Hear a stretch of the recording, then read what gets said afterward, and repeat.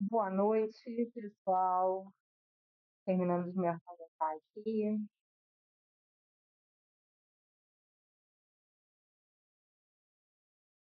Bom, para quem já foi chegando, boa noite. Eu vou esperar só mais um minutinho o pessoal entrar para a gente poder começar, tá bom? Podem estar acomodando, pegando água, café. É quase que uma sessão informal aberta, tá bom?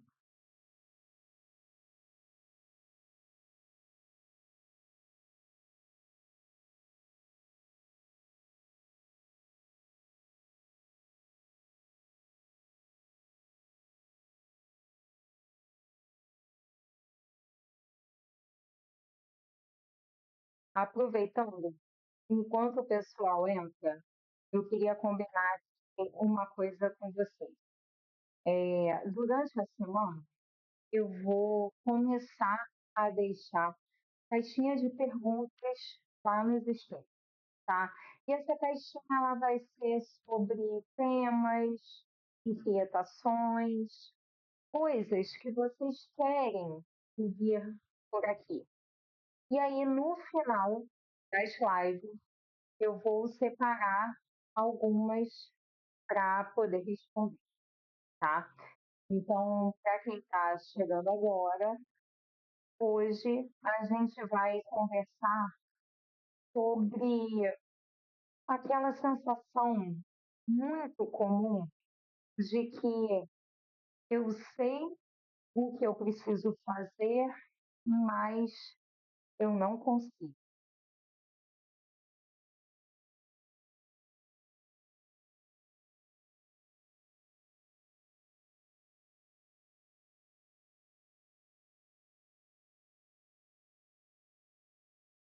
Então, acho que já dá para a gente começar. Então, se isso já atravessou você de alguma forma, você fica por aqui, tá bom? Antes de começar também, um aviso rápido. Aqui, onde eu estou, está caindo um tempo bem forte, uma chuva bem pesada. E existe a grande possibilidade da luz cair em algum momento, tá? Então, se a live cair ou encerrar, né, de repente, tal, não é nenhum tipo de problema, é só infraestrutura, né? Ou a falta dela, né? Em dias de chuva, tá bom? Mas enquanto a gente estiver por aqui, a gente vai seguindo. Inclusive, eu gosto dessas imperfeições do ao vivo, porque elas lembram que a gente não fala de saúde emocional de um lugar ideal, de um lugar controlado, estático, né? A gente fala da vida acontecendo ao redor mesmo, e ela tem esses contratempos. Bom, então vamos começar. Antes de entrar diretamente no tema de hoje, eu quero começar com uma coisa bem simples. Às vezes, a gente chega numa live esperando resposta, né? Esperando uma técnica, uma chave que destrave alguma coisa. E eu sempre gosto de alinhar isso logo no início, para ficar muito claro, para depois não ter aquela história de que você não falou sobre isso, né? Então, o que a gente faz aqui, o que eu me proponho a fazer aqui, não é oferecer soluções rápidas. O que eu faço e o que a psicanálise faz é abrir espaço para perguntas melhores, tá? Então, porque muitas vezes o sofrimento não se mantém falta de resposta. Ele se mantém falta de escuta. Uma escuta interna, uma escuta do que está em conflito, escuta do que não aparece de forma clara. Então, se você chegou aqui esperando uma fórmula, talvez essa não seja a sua melhor experiência, mas se você chegou com curiosidade sobre si, com alguma inquietação, ou com aquela sensação de travamento e você não sabe explicar, então talvez essa conversa vá fazer sentido. E é justamente sobre isso que a gente vai falar hoje. Tem uma frase que eu escuto com muita frequência na clínica, né?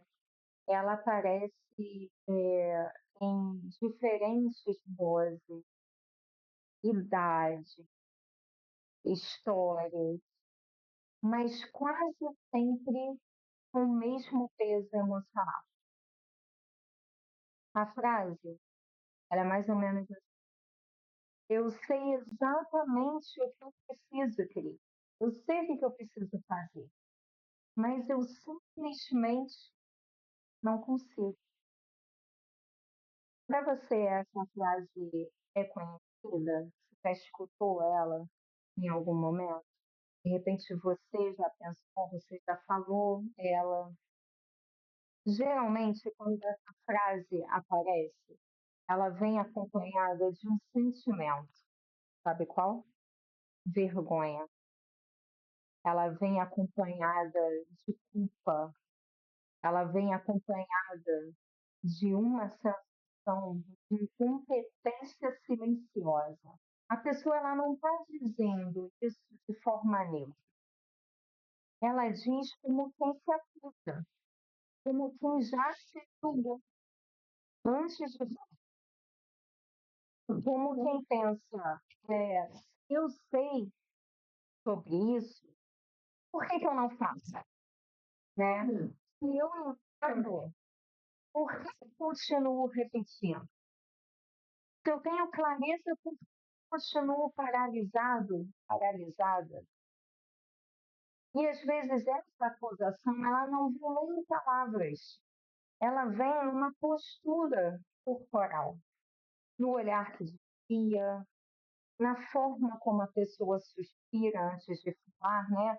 Ai, na maneira como se antecipa a crítica, porque ela já se criticou por dentro bem antes. E é exatamente assim que muita gente começa a se tratar como se fosse preguiçosa, fraca, desorganizada, ou sem força de vontade. Mas essa leitura é bem superficial, sabe? E muitas das vezes injusta. Porque essa frase, eu sei, mas não consigo, ela não é um defeito moral. Ela é um sinal clínico bastante importante. Ela aponta para um descompasso interno, um desencontro entre camadas psíquicas.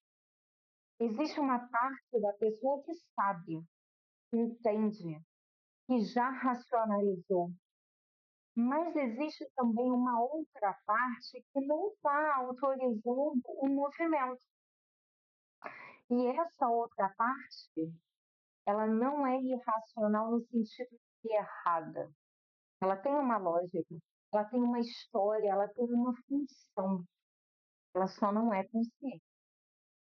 E esse conflito, ele não se resolve com mais informação, nem com frases motivacionais, nem com a disciplina forçada. Muita gente chega dizendo: eu já li sobre isso, eu já vi vídeos, eu já entendi de onde isso vem. E ainda assim, nada muda. Porque entender não é o mesmo que E isso é algo que a cultura atual tem uma dificuldade de aceitar. A gente vive num contexto que valoriza um insight rápido, como se perceber algo fosse automaticamente suficiente para poder transformá-lo. Mas a psicanálise há muito nos mostra que o sujeito ele não é governado apenas pela consciência. Grande parte do que nos move ou do que nos impede está fora dela. Então, quando alguém diz, eu sei o que preciso fazer, mas não consigo, eu costumo escutar algo mais profundo. Eu escuto assim: existe alguém que se protege ao não mudar. Existe alguém que paga um preço alto se eu fizer o que eu sei que é preciso. E isso muda completamente o enquadramento. Porque o foco deixa de ser cobrança e passa a ser investigação. Eu vou retornar o exemplo de relacionamento, aprofundando um pouco, né? Uma paciente, ela chegou dizendo, Cris, eu sei que preciso sair desse relacionamento. Ele me faz mal, e eu já entendi tudo, mas eu não consigo terminar. Quando começamos a escutar com mais cuidado, a gente percebe que não era sobre terceiro, era sobre medo de solidão estrutural, experiências precoces de abandono, identidade construída em torno de cuidar, uma fantasia inconsciente de reparação. Sair dali, sair daquela situação, significava perder tudo, mas também perder uma narrativa interna. E perder narrativa é desestabilizador.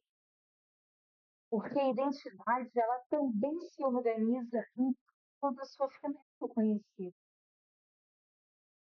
Outro caso comum, profissionais extremamente competentes que chegam dizendo: eu sei que eu preciso descansar, mas não descanso. E quando a gente vai investigar essa questão do cansaço e do não poder descansar, a gente percebe que aparece ali uma culpa por não produzir. É um valor pessoal associado a uma performance. É um medo de inutilidade. É uma ansiedade diante do vazio. Então, parar não era só parar, era confrontar questões existenciais profundas. Eu posso trazer também um outro exemplo bastante recorrente de pessoas que sabem que precisam falar algo, alguma coisa, estabelecer limites, mas não conseguem. E aí, nesse momento, surgem histórias lá da infância, onde, de repente, falar gerava conflito, discordar era punido, o existir dependia de agradar. Então, o silêncio atual não é fraqueza, é uma adaptação antiga. Existe também uma confusão entre saber e desejar. Às vezes a pessoa sabe o que deveria fazer, mas ainda não deseja aquilo de verdade. E desejar envolve perda. Perda de fantasia, perda de identidade. perda de vínculo, perda de segurança conhecida. Mesmo o sofrimento conhecido oferecendo, ele traz uma previsibilidade. E o psiquismo valoriza a previsibilidade. Por isso, eu gosto de propor uma pergunta que muda o eixo.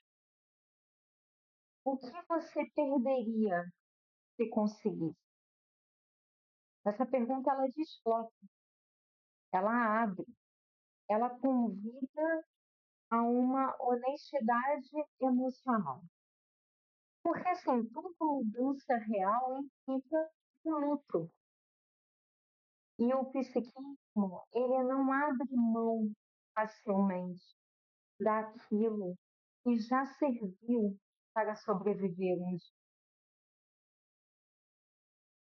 Outra questão também importante é que o tempo do sujeito, ele não é o tempo da produtividade. Ele não é o tempo das redes sociais. Ele não é o tempo das metas. Ele não é o tempo da comparação.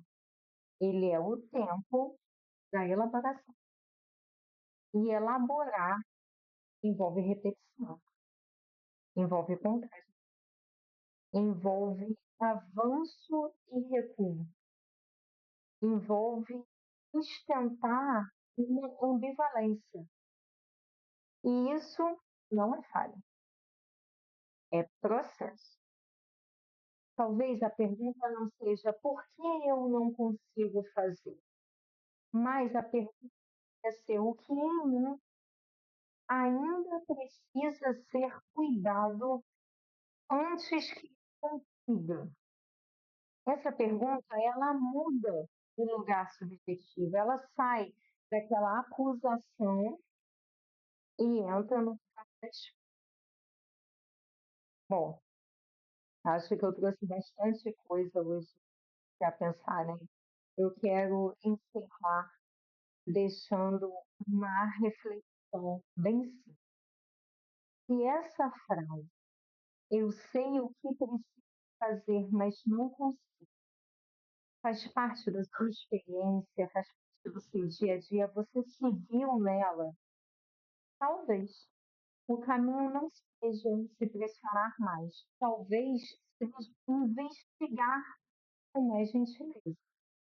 Existe uma diferença enorme entre se empurrar e se compreender.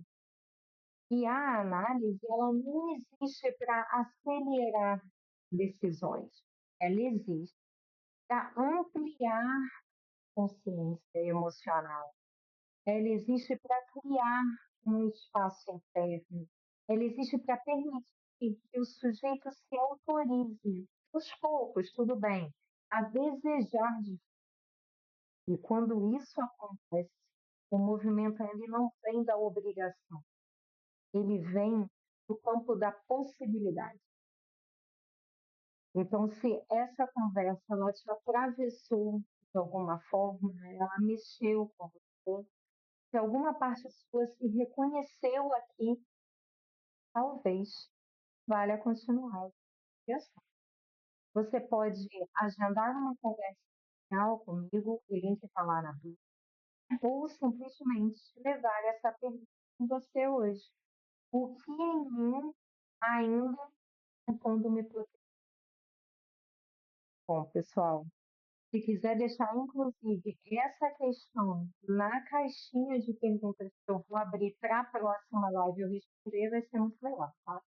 Obrigada por quem esteve aqui, e obrigada por ver depois com calma, e a gente se vê na próxima live.